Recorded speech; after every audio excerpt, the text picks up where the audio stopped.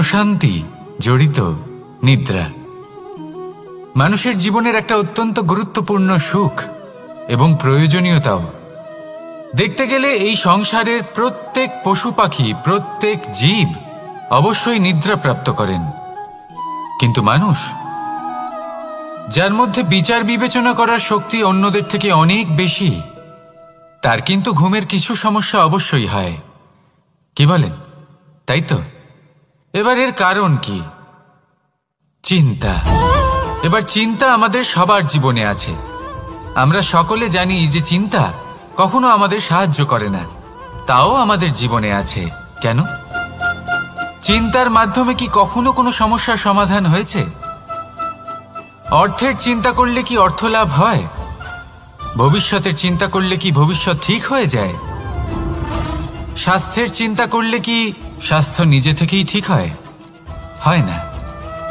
তাহলে এই সব কিছু থেকে আমাদের একটা ছোট্ট শিক্ষা অবশ্যই লাভ করা উচিত। আপনিও আপনার কাঁধ থেকে চিন্তার এই বোঝা নামিয়ে ফেলুন। আর এই সব ইচ্ছে একত্রিত হয়ে আমাদের মনে চিন্তা উৎপন্ন করে। তাই এই চিন্তাগুলিকে ত্যাগ করুন। প্রকৃতির প্রেমের উপর বিশ্বাস রাখুন। মনে রাখবেন, যিনি চিন্তামুক্ত হবেন তিনি চিতামুক্ত হবেন। সুখের নিদ্রা প্রাপ্ত করুন, আর নিদ্রায় যাবার আগে আমার সাথে ভালোবেসে বলুন, রাধা রাধা। মহাদেব, সেই দেবতা যিনি মহান, যাকে দেবতাদের দেবতা বলা হয়, যিনি হলেন আমার আরাধ্য। কখনো আপনার মনে এই প্রশ্ন এসেছে যে শিবকেই কেন মহাদেব বলা হয়, অন্য কোনো দেবতাকে কেন বলা হয় না? সেই কারণ মহাদেবের মধ্যে, ওনার মধ্যে এমন এক বিশেষ গুণ রয়েছে যা অন্য কারণ নেই। তা হলো নিঃস্বার্থ হয়ে মানুষের সেবা করা। যদি প্রয়োজন পড়ে, যদি সৃষ্টির পথে বিনাশের কালো মেঘ ছেয়ে থাকে, তখন নিজের প্রাণের চিন্তা না করে হলাহল পান করার জন্য প্রস্তুত থাকেন মহাদেব। আর এই অদ্বিতীয় ত্যাগের জন্যই শিবকে মহাদেব বলে ডাকা হয়। এবার যদি কোনো মানুষও নিঃস্বার্থ ভাবনার দ্বারা নিজেকে অর্পণ করে দেয় এই জগতের কল্যাণের জন্য, মানুষের সেবার জন্য, তাহলে তিনিও মহাপুরুষ, মহামানব হতে পারেন। যদি কেউ অভুক্ত থাকেন, তাহলে নিজের থালা থেকে অর্ধেক খাবার তাকে দিয়ে দিন। যদি কেউ অসুস্থ হন, তাহলে তাকে সেবা করার, চিকিৎসা করার চেষ্টা করুন। এই জীবন শুধু নিজের জন্য নয়, অন্যদের প্রতি, সমস্ত সংসারের প্রতি উৎসর্গ করুন। যদি এই সব মানুষ শিখে যান, তাহলে তিনি মহাদেবের পথে অগ্রসর হতে পারেন। যদি মানুষ নিঃস্বার্থ ভাবনার দ্বারা এই সংসারের সেবা করতে শিখে যান, তাহলে তিনি নিশ্চিত রূপে মহামানব অবশ্যই হতে পারবেন। আসুন আমার সাথে ভালোবেসে বলুন, রাধা রাধা। স্বর্ণ, হিরে, মুক্ত, মানিক, এই সব কিছুকে আগে পাথর বলা হতো। তাহলে এমন কি হলো যে এদের রত্ন বলা হয়? আর রত্ন তা বাস্তবে আসলে কি? এটা হলো সেই পাথর যাকে আগে আগুনের তাপ সহ্য করতে হয়েছে, পরখ করা হয়েছে, যাচাই করা হয়েছে, এদের কাটার চেষ্টা করা হয়েছে, কিন্তু তারা কখনোই নষ্ট হয়নি, বরং তারা আরো উদ্ভাসিত হয়েছে, আরো উজ্জ্বল হয়েছে, এই সংসারে আরো প্রকাশ ছড়িয়ে দিয়েছে। সেই জন্য এরা হলো এত অমূল্য, সেই জন্য এরা হলো বহুমূল্য, সেই জন্য এদের রত্ন বলা হয়। এবার মানুষের কাছেও এই নির্বাচনের অধিকার রয়েছে যে আমরা শুধু পাথর হয়ে থাকব নাকি রত্ন হয়ে থাকব। কিভাবে? আমাদের জীবনেও অনেক সমস্যা রয়েছে, বাধা আছে, বিপত্তি আছে। আমরা সেই বাধার তাপে উত্তপ্ত হই, এই সমস্যা আমাদের কাটার চেষ্টা করে। অনেক মানুষ বিভিন্ন পরিস্থিতি আমাদের ভাঙার চেষ্টা করে, কিন্তু আমাদের নষ্ট হলে চলবে না। যেভাবে এই রত্ন সমস্যার সম্মুখীন হয়ে পাথর থেকে রত্ন হয়েছে, সেইভাবেই আমাদেরও আমাদের সমস্যার সম্মুখীন হয়ে রত্ন হয়ে উঠতে হবে, এই সংসারে প্রকাশের স্রোত হয়ে উঠতে হবে। তাহলে এটাই করুন, আর আমার সাথে ভালোবেসে বলুন, রাধা রাধা। সংসারে সব থেকে বড় শক্তি আসলে কি? কেউ বলবেন শারীরিক শক্তি, কেউ বলবেন অস্ত্রের শক্তি, কেউ বলবেন জ্ঞানের শক্তি।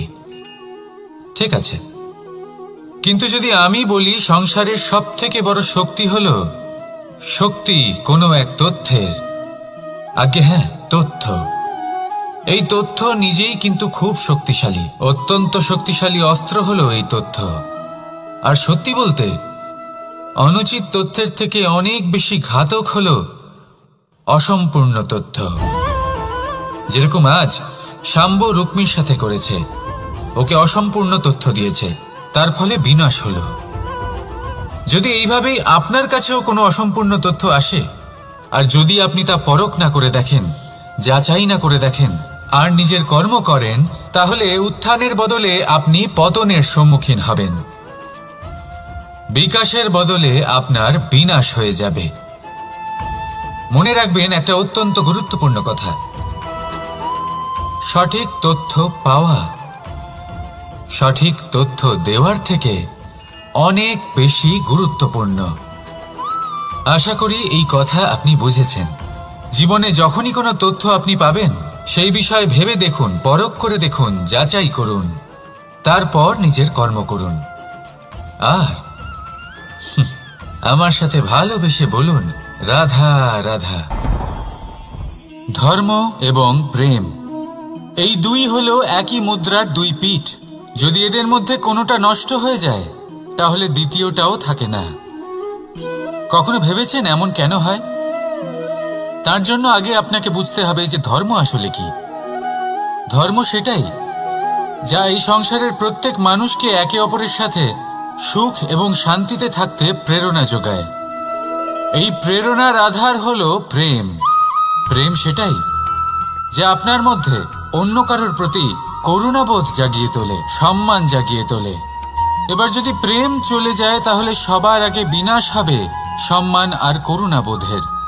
এবার যেখানে না প্রেম রয়েছে, না সম্মান রয়েছে, না করুণা রয়েছে, সেখানে ধর্ম কিভাবে বাস করবে? অশুভ ইচ্ছে জাগ্রত হয়ে ওঠে, ক্রোধ জাগ্রত হয়ে ওঠে, অহংকার জাগ্রত হয়ে ওঠে, আর তারপর আরম্ভ হয় অধর্মের। তাই যা যা ভাবনা আপনার অন্তরে প্রবেশ করছে, করতে দিন, কিন্তু যাই হোক না কেন, এই প্রেমকে নিজের থেকে দূরে যেতে দেবেন না। এই প্রেমকে চিরকাল নিজের কাছে রাখুন, নিজের হৃদয়। আর এই প্রেম ভাব নিয়ে বলুন, রাধা রাধা। মানুষের জীবনে উন্নতি লাভ করার জন্য তিনটি স্তম্ভের প্রয়োজন হয়। প্রথম স্তম্ভ শিক্ষা। এই শিক্ষা আমাদের জ্ঞান প্রদান করে। দ্বিতীয় স্তম্ভ ব্যবসা, যার দ্বারা আমরা ধন উপার্জন করি। তৃতীয় স্তম্ভ হলো আমাদের ঈশ্বর, আমাদের ইষ্ট। এনার সাথে যদি আমরা জুড়ে থাকতে পারি, তাহলে এমন একটা মানসিক বল আপনি লাভ করবেন যেটা এই সংসারে আর কোথাও পাওয়া সম্ভব নয়। কিন্তু মানুষ অনেক সময় জীবনে এই তিনটি স্তম্ভ লাভ করা সত্ত্বেও সামনে অগ্রসর হতে পারেন না। তখনও জীবনে কঠিন পরিস্থিতি আসতেই থাকে। এমনটা ঠিক কেন হয়? কারণ সে জীবনে এই তিনটি স্তম্ভ লাভ করে নেয়, জীবনে প্রয়োগও করে, কিন্তু তার ভিতের কথা সে ভুলেই যায়। যেমন প্রথম স্তম্ভ অর্থাৎ শিক্ষা। এই শিক্ষার আধার হলো শুভ চেতনা। যদি অন্তরে শুভ চেতনা না থাকে, তাহলে এই শিক্ষার কোনো গুরুত্ব থাকে না। দ্বিতীয় স্তম্ভ ব্যবসা। পরিশ্রম করে উপার্জন করতে হবে, এই কথাটা আমরা সবাই জানি এবং সবাই চেষ্টাও করি। কিন্তু ব্যবসা করতে করতে আমরা এটা ভুলে যাই আমাদের ব্যবহার কেমন হয়ে পড়েছে। এই ব্যবহার যদি শুভ হয়, তাহলে আমাদের উপার্জন আস্তে আস্তে একটা স্থির জায়গায় এসে পৌঁছবে। এবং তৃতীয় স্তম্ভ আমাদের ভগবান। যদি ওনার স্মরণে আপনি যেতে চান, তাহলে তার পূর্বে নিজের মা বাবাকে সেবা করুন, তাদের যত্ন করুন, তাদেরকে ভালোবাসুন, কারণ ওনারাই হলেন এই সংসারে আপনার সবথেকে বড় ইষ্ট। তাহলে তিন স্তম্ভের সাথে সাথে তাদের আধারকেও নিজের জীবনে প্রাধান্য দিন। কোনো সমস্যা আসবে না, জীবনে একের পর এক উন্নতি করবেন এবং এই মন প্রসন্ন হয়ে বলবে, রাধা রাধা। সুখ, দুঃখ এবং শক্তি এই তিন হলো এই সংসারের ত্রিদেবের মতো। আমাদের জীবনে যা কিছু ঘটছে এই তিনটির ভিত্তির উপরেই হচ্ছে। আসলে এই সংসারের একটা নিয়ম আছে, যখনই আপনি কিছু লাভ করেন এই সংসার আপনার পরীক্ষা নেয়।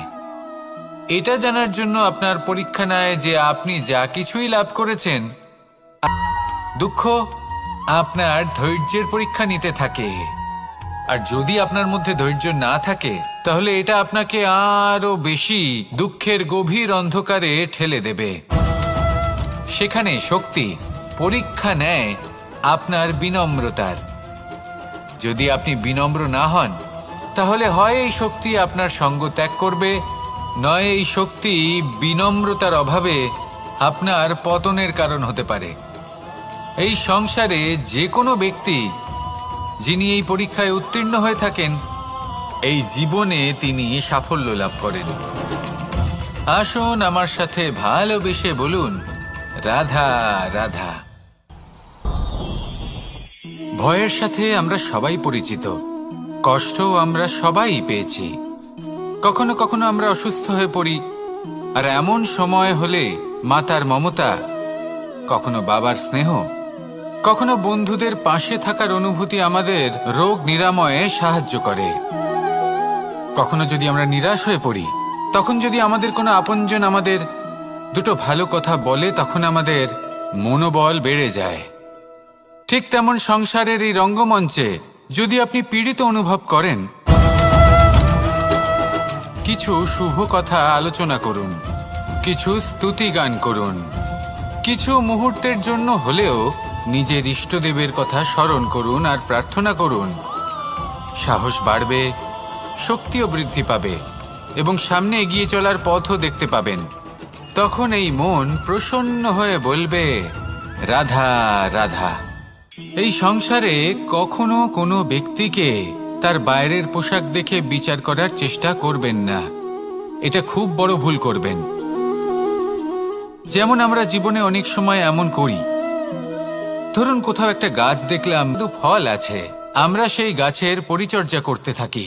আবার অন্যদিকে হলো একটি তৃণ যেটা মাটি থেকে কিছুটা উঁচুতে পৌঁছেছে, কিন্তু সেই তৃণর নিচে, মাটির নিচে অত্যন্ত সুস্বাদু ফল বা সবজি জন্ম নেয়, যা আমাদের স্বাস্থ্যের পক্ষে অত্যন্ত উপকারী। সেই জন্য কখনো আবরণ দেখে কাউকে বিচার করতে চেষ্টা করবেন না। তার বদলে এটা বোঝার চেষ্টা করুন যে আপনার সামনে যে ব্যক্তি আছে বা বস্তু আছে তার বিশেষত্ব কি। যদি এই বিশেষত্ব বোঝার ক্ষমতা আপনি অর্জন করেন, যদি এই শিল্প আপনি নিজের ভেতরে জাগ্রত করেন, তাহলে এই সংসারে বিশেষত্ব কি সেটা আপনি জানতে পারবেন। আর এই সমস্ত খেলা দৃষ্টি থেকে নয়, দৃষ্টিভঙ্গি থেকে জন্ম নেয়। দৃষ্টিভঙ্গি সবসময় শুভ রাখুন আর আমার সাথে ভালোবেসে বলুন, রাধা রাধা। যখন আমরা কোনো বনে প্রবেশ করি, বেড়ান, এবার ভেবে দেখুন যখন এই উপবনের নির্মাণ হয়েছিল সেই সময় যদি এই মাটিকে সঠিকভাবে খনন না করা হতো, যদি তাতে সঠিকভাবে বীজ রোপণ না করা হতো, যদি কোনো সংঘর্ষ না হতো, পরিশ্রম না করা হতো, যদি চলতে চলতে পায়ে কাঁটা না বিঁধে যেত, তাহলে এই সুন্দর বন দেখে আমরা কি এই আনন্দ লাভ করতে পারতাম? কখনোই নয়। ধরুন কোনো নদীর তটে সুন্দর একটি বন আছে, সেই বনের আনন্দ লাভ করতে গেলে আপনাকে সেই নদী পার করতেই হবে। যদি সুখের নদীর কাছে পৌঁছতে চান তাহলে তটে যে কাঁটা রয়েছে সেগুলোর সাথে সংঘর্ষ করতেই হবে। এই সংসারে যদি আপনি সুখ লাভ করতে চান তাহলে সুখ লাভের এই যাত্রা শুরু করতে হবে সংঘর্ষ দ্বারা। তাহলে সংঘর্ষকে স্বাগত জানান, এর পেছনেই সুখ রয়েছে যা আপনার জন্য অপেক্ষা করছে। এবার হাসুন আর আমার সাথে ভালোবেসে বলুন, রাধা রাধা। সংসারে আমাদের জীবনের সবথেকে বড় দোষ কি আপনি জানেন? কেউ বলবেন লোভ, কেউ বলবেন লালসা, কেউ বলবেন অসত্য। দেখুন, দুঃখের মূল কারণ হলো পরিশ্রম না করা। কিছু মানুষ ভাবেন যে আমি জীবনে কোনো পরিশ্রম করব না, অথচ আমি সবকিছু প্রাপ্ত করতে চাই। আর এমন এক কারণের জন্যই দূতের মতো খেলা আমাদের জীবনে প্রবেশ করার সুযোগ পায়। দূত, এই দূত আসলে কি? দূত অর্থাৎ কোনো পরিশ্রম ছাড়াই অন্য কেউ পরিশ্রম করে যা অর্জন করেছেন, যে সুখ সুবিধা অর্জন করেছেন, তা নিজের জন্য শুধুমাত্র একটা খেলার মাধ্যমে নিজের করে নেবার ইচ্ছে। আর এই ইচ্ছে অত্যন্ত বিনাশকারী হতে পারে। এই ইচ্ছে যদি আপনার বিবেক, আপনার মন, আপনার চেতনা, আপনার ভাবনা প্রবাহিত করে ফেলে, তারপরে আপনি চেষ্টা করতে শুরু করে দেবেন, আর সেইখান থেকেই আপনার পতন শুরু হবে। এই চেষ্টা করবেন যে অন্য কারোর জীবনের সমস্ত ধন, তার সমস্ত জীবন সম্পূর্ণভাবে নিজের করে নেওয়ার। কারণ প্রথমে আশা জাগ্রত হয়, আর এই আশা হতাশায় পরিণত হতে সময় লাগে না। এই হতাশা কুণ্ঠায় পরিণত হতে সময় লাগে না, কুণ্ঠা লোভে পরিণত হতে সময় লাগে না, আর এই লোভ প্রতিশোধ স্পৃহাতে পরিণত হতে সময় লাগে না। আর যখন এই সব কিছু হয়, আপনি দুষ্ট হয়ে যান। আর সবাই জানেন যে প্রত্যেক দুষ্ট ব্যক্তির পতন হলো অবশ্যম্ভাবী। তাই নিজেকে দূতের থেকে দূরে রাখুন আর পরিশ্রমকে নিজের কাছে টেনে নিন। জীবনে আপনার যা যা স্বপ্ন রয়েছে, যা আপনি করতে চান, শুধুই পরিশ্রম দ্বারা অর্জন করুন। তাহলে তাই করুন, আর আমার সাথে ভালোবেসে বলুন, রাধা রাধা। জীবনে কিছু শেখা অত্যন্ত গুরুত্বপূর্ণ। এবার কি কি শিখতে হবে, সেই সব শেখানোর জন্য অনেক শিক্ষক রয়েছেন, কিন্তু কি শিখবেন না আর কি করবেন না, এটা আমাদের নিজের অভিজ্ঞতা দিয়েই শিখতে হয়। কিন্তু তার মানে এটা নয় যে যদি আপনাকে শিখতে হয় যে আগুনের তাপ কতটা, আপনাকে আগুনের মধ্যে হাত দিতে হবে। না, অন্য কারোর অভিজ্ঞতা দ্বারাও শিখতে পারেন। প্রশ্ন শুধুমাত্র একটাই যে আপনি কি শিখতে চান নাকি চান না। যদি আপনি এটাই ভাবেন যে আমি শুধুই নিজের অভিজ্ঞতা দ্বারাই শিখতে চাই, তাহলে জীবনকাল ছোট মনে হবে, অনেক কিছুই শিখতে পারবেন না। তাই নিজের সাথে সাথে বড়দের অভিজ্ঞতার দ্বারাও শেখা শুরু করে দিন। এই সংসারের অভিজ্ঞতা দ্বারা শিখতে শুরু করে দিন। আর এটা নিশ্চিত রূপে শেখা আবশ্যক যে কখন কি করবেন না, কোথায় থামতে হবে আর কোথায় থামবেন না। তাহলে আসুন আর আমার সাথে ভালোবেসে বলুন, রাধা রাধা। ভোজন। এবার ভোজন সংগ্রহ করার জন্য মানুষ কি না করেন, সবসময় চেষ্টা করতে থাকেন। ফসল উৎপাদনের জন্য অনেক পরিশ্রম করতে থাকেন, কিন্তু অনেক সময় অনেক পরিশ্রম করার পরেও ফসল ভালো উৎপাদন হয় না। এর কারণ কি? কারণ হলো এটাই যে আপনি পরিশ্রম হয়তো অনেক করেছেন, কিন্তু আপনার নজর তো সেই বীজের দিকে ছিলই না যা আপনি রোপণ করেছেন। সেই জন্য সবসময় কোনো বীজ রোপণ করার আগে তাকে পরখ করে দেখুন, তা অত্যন্ত আবশ্যক। আর সেইভাবেই যখনই কোনো কর্মের প্রশ্ন আসে, তাহলে সেখানে শুধুমাত্র পরিশ্রম যথেষ্ট নয়। সেই কাজের প্রতি আপনার কর্তব্য কি, আপনার উদ্দেশ্য কি, সেটা জানা হলো অত্যন্ত গুরুত্বপূর্ণ। তাই কর্ম করুন, কিন্তু সেই কর্মের প্রতি আপনার যা উদ্দেশ্য তার মাহাত্ম্য বুঝতে চেষ্টা করুন। তাহলে আসুন আমার সাথে ভালোবেসে বলুন, রাধা রাধা।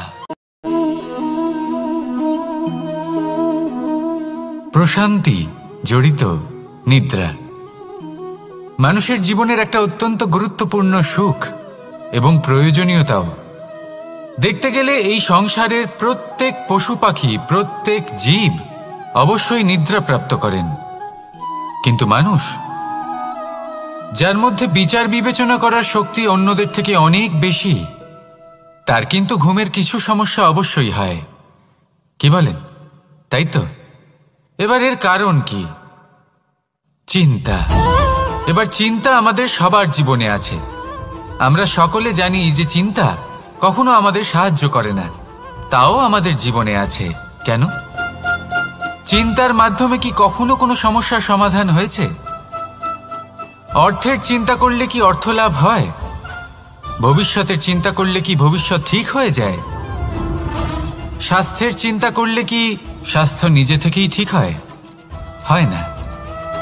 তাহলে এই সব কিছু থেকে আমাদের একটা ছোট্ট শিক্ষা অবশ্যই লাভ করা উচিত। আপনিও আপনার কাঁধ থেকে চিন্তার এই বোঝা নামিয়ে ফেলুন। আর এই সব ইচ্ছে একত্রিত হয়ে আমাদের মনে চিন্তা উৎপন্ন করে। তাই এই চিন্তাগুলিকে ত্যাগ করুন। প্রকৃতির প্রেমের উপর বিশ্বাস রাখুন। মনে রাখবেন, যিনি চিন্তামুক্ত হবেন তিনি চিতামুক্ত হবেন। সুখের নিদ্রা প্রাপ্ত করুন, আর নিদ্রায় যাবার আগে আমার সাথে ভালোবেসে বলুন, রাধা রাধা। মহাদেব সেই দেবতা যিনি মহান, যাকে দেবতাদের দেবতা বলা হয়, যিনি হলেন আমার আরাধ্য। কখনো আপনার মনে এই প্রশ্ন এসেছে যে শিবকেই কেন মহাদেব বলা হয়, অন্য কোনো দেবতাকে কেন বলা হয় না? সেই কারণ মহাদেবের মধ্যে, ওনার মধ্যে এমন এক বিশেষ গুণ রয়েছে যা অন্য কারণ নেই। তা হলো নিঃস্বার্থ হয়ে মানুষের সেবা করা। যদি প্রয়োজন পড়ে, যদি সৃষ্টির পথে বিনাশের কালো মেঘ ছেয়ে থাকে, তখন নিজের প্রাণের চিন্তা না করে হলাহল পান করার জন্য প্রস্তুত থাকেন মহাদেব। আর এই অদ্বিতীয় ত্যাগের জন্যই শিবকে মহাদেব বলে ডাকা হয়। এবার যদি কোনো মানুষও নিঃস্বার্থ ভাবনার দ্বারা নিজেকে অর্পণ করে দেয় এই জগতের কল্যাণের জন্য, মানুষের সেবার জন্য, তাহলে তিনিও মহাপুরুষ, মহামানব হতে পারেন। যদি কেউ অভুক্ত থাকেন, তাহলে নিজের থালা থেকে অর্ধেক খাবার তাকে দিয়ে দিন। যদি কেউ অসুস্থ হন, তাহলে তাকে সেবা করার, চিকিৎসা করার চেষ্টা করুন। এই জীবন শুধু নিজের জন্য নয়, অন্যদের প্রতি, সমস্ত সংসারের প্রতি উৎসর্গ করুন। যদি এইসব মানুষ শিখে যান, তাহলে তিনি মহাদেবের পথে অগ্রসর হতে পারেন। যদি মানুষ নিঃস্বার্থ ভাবনার দ্বারা এই সংসারের সেবা করতে শিখে যান, তাহলে তিনি নিশ্চিত রূপে মহামানব অবশ্যই হতে পারবেন। আসুন আমার সাথে ভালোবেসে বলুন, রাধা রাধা। স্বর্ণ, হিরে, মুক্ত, মানিক, এই সব কিছুকে আগে পাথর বলা হতো। তাহলে এমন কি হলো যে এদের রত্ন বলা হয়? আর রত্ন তা বাস্তবে আসলে কি? এটা হলো সেই পাথর যাকে আগে আগুনের তাপ সহ্য করতে হয়েছে, পরখ করা হয়েছে, যাচাই করা হয়েছে, এদের কাটার চেষ্টা করা হয়েছে, কিন্তু তারা কখনোই নষ্ট হয়নি, বরং তারা আরো উদ্ভাসিত হয়েছে, আরো উজ্জ্বল হয়েছে, এই সংসারে আরো প্রকাশ ছড়িয়ে দিয়েছে। সেই জন্য এরা হলো এত অমূল্য, সেই জন্য এরা হলো বহুমূল্য, সেই জন্য এদের রত্ন বলা হয়।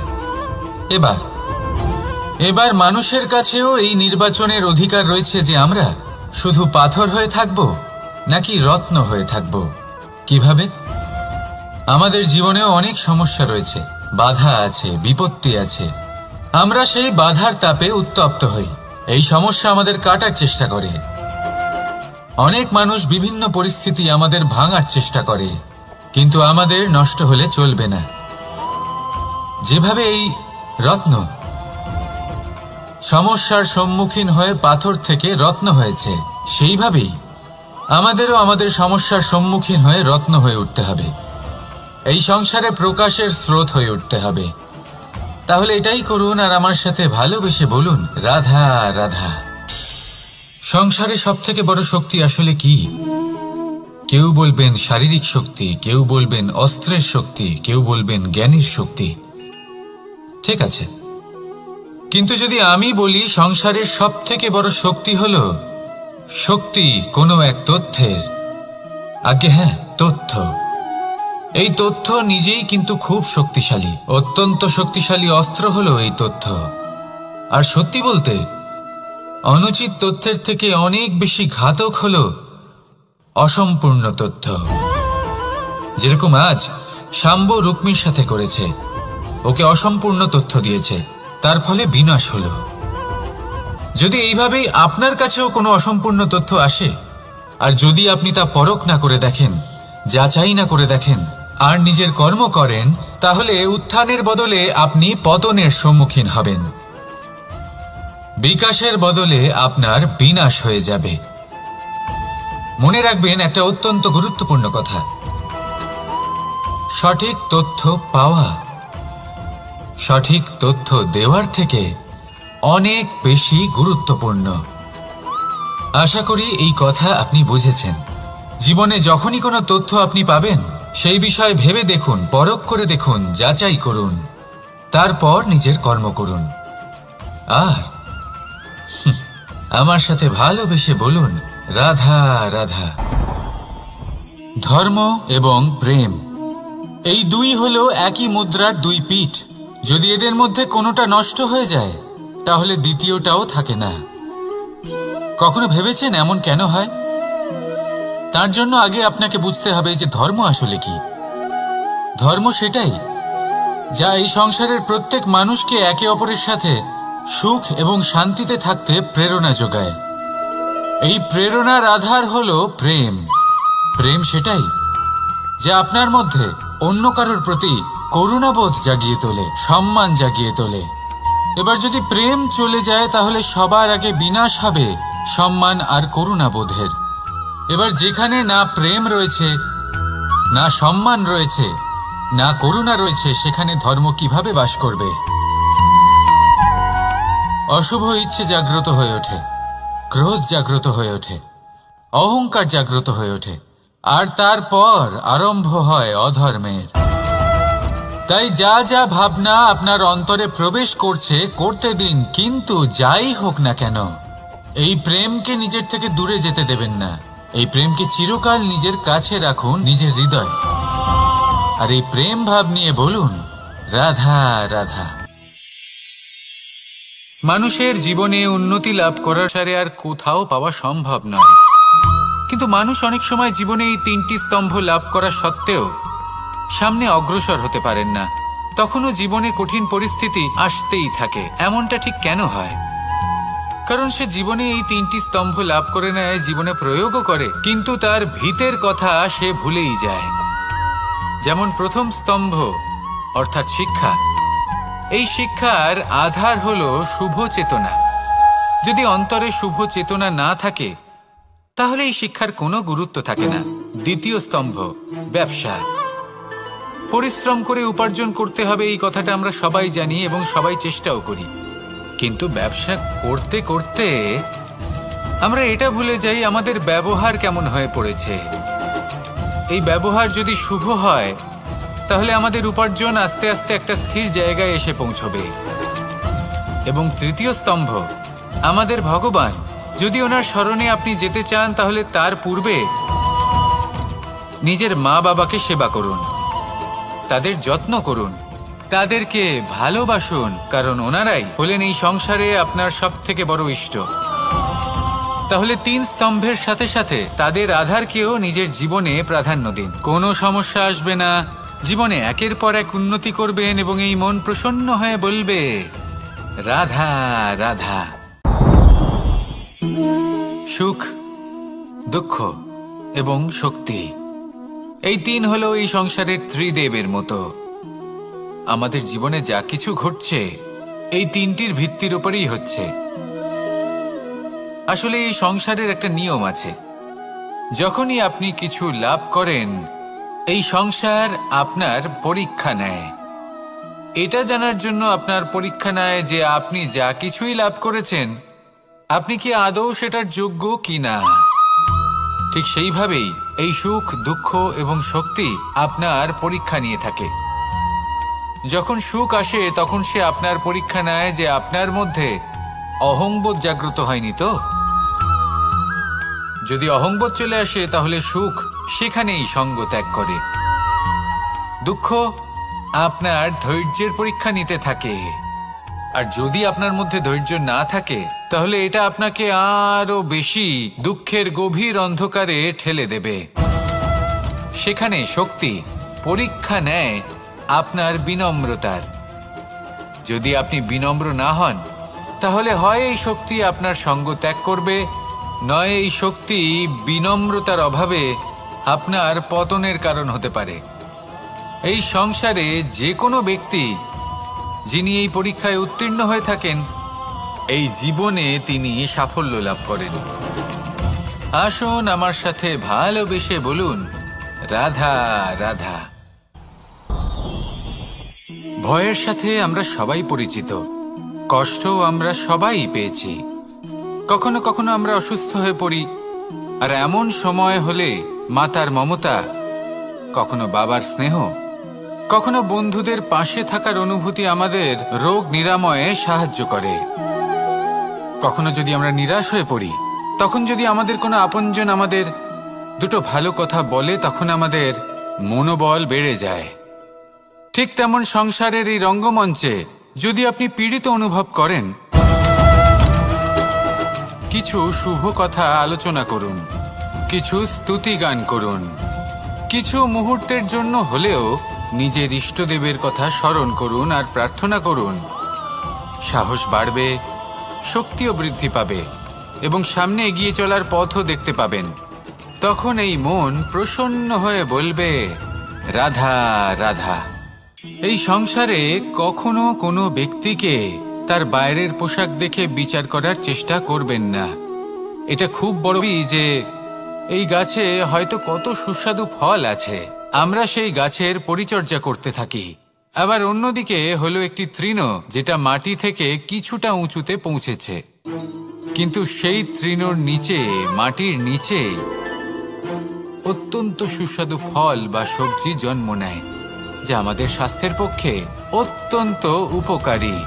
সেই জন্য কখনো আবরণ দেখে কাউকে বিচার করতে চেষ্টা করবেন না। তার বদলে এটা বোঝার চেষ্টা করুন যে আপনার সামনে যে ব্যক্তি আছে বা বস্তু আছে তার বিশেষত্ব কি। যদি এই বিশেষত্ব বোঝার ক্ষমতা আপনি অর্জন করেন, যদি এই শিল্প আপনি নিজের ভেতরে জাগ্রত করেন, তাহলে এই সংসারে বিশেষত্ব কি সেটা আপনি জানতে পারবেন। আর এই সমস্ত খেলা দৃষ্টি থেকে নয়, দৃষ্টিভঙ্গি থেকে জন্ম নেয়। দৃষ্টিভঙ্গি সবসময় শুভ রাখুন আর আমার সাথে ভালোবেসে বলুন, রাধা রাধা। যখন আমরা কোনো বনে প্রবেশ করি, তখন এই সবুজ ঘাস দেখে, এই কোমল ঘাস দেখে আমাদের মন প্রফুল্ল হয়ে ওঠে। ভিন্ন ভিন্ন প্রজাতির ফুল, ভিন্ন ভিন্ন রঙের ফুল দেখে এই মন আনন্দে ভরে ওঠে। এখানে শিশুরা আনন্দ লাভ করে, বড়রা ভোজন গ্রহণ করেন, কথাবার্তা বলেন, হাঁটাহাঁটি করে বেড়ান। এবার ভেবে দেখুন, যখন এই উপবনের নির্মাণ হয়েছিল সেই সময় যদি এই মাটিকে সঠিকভাবে খনন না করা হতো, যদি তাতে সঠিকভাবে বীজ রোপণ না করা হতো, যদি কোনো সংঘর্ষ না হতো, পরিশ্রম না করা হতো, যদি চলতে চলতে পায়ে কাঁটা না বিঁধে যেত, তাহলে এই সুন্দর বন দেখে আমরা কি এই আনন্দ লাভ করতে পারতাম? কখনোই নয়। ধরুন কোনো নদীর তটে সুন্দর একটি বন আছে, সেই বনের আনন্দ লাভ করতে গেলে আপনাকে সেই নদী পার করতেই হবে। যদি সুখের নদীর কাছে পৌঁছতে চান, তাহলে তটে যে কাঁটা রয়েছে সেগুলোর সাথে সংঘর্ষ করতেই হবে। এই সংসারে যদি আপনি সুখ লাভ করতে চান, তাহলে সুখ লাভের এই যাত্রা শুরু করতে হবে সংঘর্ষ দ্বারা। তাহলে সংঘর্ষকে স্বাগত জানান, এর পেছনেই সুখ রয়েছে যা আপনার জন্য অপেক্ষা করছে। এবার হাসুন আর আমার সাথে ভালোবেসে বলুন, রাধা রাধা। সংসারে আমাদের জীবনের সবথেকে বড় দোষ কি আপনি জানেন? কেউ বলবেন লোভ, কেউ বলবেন লালসা, কেউ বলবেন অসত্য। দেখুন, দুঃখের মূল কারণ হলো পরিশ্রম না করা। কিছু মানুষ ভাবেন যে আমি জীবনে কোনো পরিশ্রম করব না, অথচ আমি সবকিছু প্রাপ্ত করতে চাই। আর এমন এক কারণের জন্যই দূতের মতো খেলা আমাদের জীবনে প্রবেশ করার সুযোগ পায়। দূত, এই দূত আসলে কি? দূত অর্থাৎ কোনো পরিশ্রম ছাড়াই অন্য কেউ পরিশ্রম করে যা অর্জন করেছেন, যে সুখ সুবিধা অর্জন করেছেন, তা নিজের জন্য শুধুমাত্র একটা খেলার মাধ্যমে নিজের করে নেবার ইচ্ছে। আর এই ইচ্ছে অত্যন্ত বিনাশকারী হতে পারে। এই ইচ্ছে যদি আপনার বিবেক, আপনার মন, আপনার চেতনা, আপনার ভাবনা প্রবাহিত করে ফেলে, তারপরে আপনি চেষ্টা করতে শুরু করে দেবেন। আর সেইখান থেকেই আপনার পতন শুরু হবে।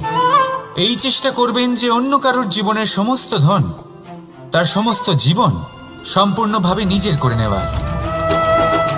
কারণ প্রথমে আশা জাগ্রত হয়, আর এই আশা হতাশায় পরিণত হতে সময় লাগে না। এই হতাশা কুণ্ঠায় পরিণত হতে সময় লাগে না, কুণ্ঠা লোভে পরিণত হতে সময় লাগে না, আর এই লোভ প্রতিশোধ স্পৃহাতে পরিণত হতে সময় লাগে না। আর যখন এই সব কিছু হয়, আপনি দুষ্ট হয়ে যান। আর সবাই জানেন যে প্রত্যেক দুষ্ট ব্যক্তির পতন হলো অবশ্যম্ভাবী। তাই নিজেকে দূতের থেকে দূরে রাখুন আর পরিশ্রমকে নিজের কাছে টেনে নিন। জীবনে আপনার যা যা স্বপ্ন রয়েছে, যা আপনি করতে চান, শুধুই পরিশ্রম দ্বারা অর্জন করুন। তাহলে তাই করুন আর আমার সাথে ভালোবেসে বলুন, রাধা রাধা।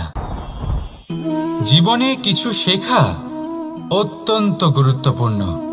এবার কি কি শিখতে হবে, সেই সব শেখানোর জন্য অনেক শিক্ষক রয়েছেন। কিন্তু কি শিখবেন না আর কি করবেন না, এটা আমাদের নিজের অভিজ্ঞতা দিয়েই শিখতে হয়। কিন্তু তার মানে এটা নয় যে যদি আপনাকে শিখতে হয় যে আগুনের তাপ কতটা, আপনাকে আগুনের মধ্যে হাত দিতে হবে। না, অন্য কারোর অভিজ্ঞতা দ্বারাও শিখতে পারেন। প্রশ্ন শুধুমাত্র একটাই যে আপনি কি শিখতে চান নাকি চান না। যদি আপনি এটাই ভাবেন যে আমি শুধুই নিজের অভিজ্ঞতা দ্বারাই শিখতে চাই, তাহলে জীবনকাল ছোট মনে হবে, অনেক কিছুই শিখতে পারবেন না। তাই নিজের সাথে সাথে বড়দের অভিজ্ঞতা দ্বারাও শেখা শুরু করে দিন। এই সংসারের অভিজ্ঞতা দ্বারা শিখতে শুরু করে দিন। আর এটা নিশ্চিত রূপে শেখা আবশ্যক যে কখন কি করবেন না, কোথায় থামতে হবে আর কোথায় থামবেন না। তাহলে আসুন আর আমার সাথে ভালোবেসে বলুন, রাধা রাধা।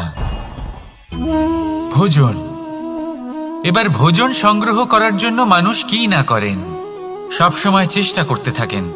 ফসল উৎপাদনের জন্য অনেক পরিশ্রম করতে থাকেন, কিন্তু অনেক সময় অনেক পরিশ্রম করার পরেও ফসল ভালো উৎপাদন হয় না।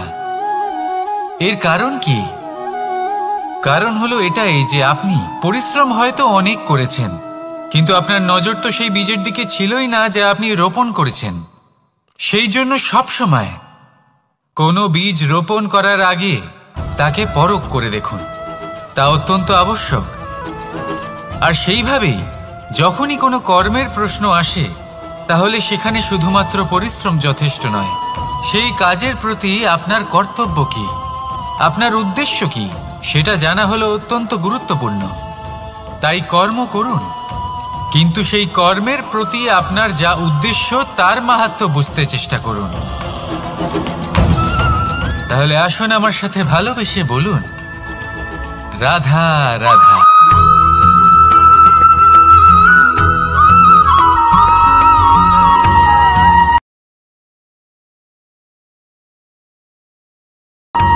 এই জীবনে তিনটি গুরুত্বপূর্ণ শব্দ আছে। দ্বিতীয় হলো আত্মবিশ্বাস। হেরে যাওয়া বস্তুও আবার জিতে নিতে পারবেন যদি আপনার নিজের আত্মবিশ্বাস থাকে, তাহলে আপনি কখনো পরাজিত হবেন না। এবং তৃতীয় হলো অহংকার। জয়লাভ করার পরেও কিন্তু এটা আপনাকে পরাজিত করতে পারে। সেই জন্য জীবনে সঙ্গবদ্ধ হন, আত্মবিশ্বাস রাখুন, কিন্তু কখনোই অহংকার করবেন না। এই অহংকার আপনার থেকে সব কিছু কেড়ে নিতে পারে। এই অহংকারের জন্যই মথুরাপতি কংস নিজের পতনের দিকে অগ্রসর হয়েছিলেন। এই অহংকারকে ত্যাগ করুন আর আমার সাথে ভালোবেসে বলুন, রাধা রাধা। এই সংসারে সব থেকে বেশি কঠিন কাজ কোনটা? ধৈর্য ধরে সামনে অগ্রসর হওয়া। এটা হলো সব থেকে কঠিন কাজ। কারণ যখন আপনি তপস্যা করেন, তখন সেখানে আপনার ধৈর্য ভাঙার মতো কেউ থাকেন না, না কোনো বন্ধু, না কোনো আত্মীয়, না কোনো শত্রু, কেউ না। কিন্তু যখন আপনি এই সমাজে, এই পরিবারে থাকেন, কোনো না কোনো ব্যক্তি এসে আপনার ধৈর্যের বাঁধ ভেঙে দেওয়ার ক্ষমতা রাখেন।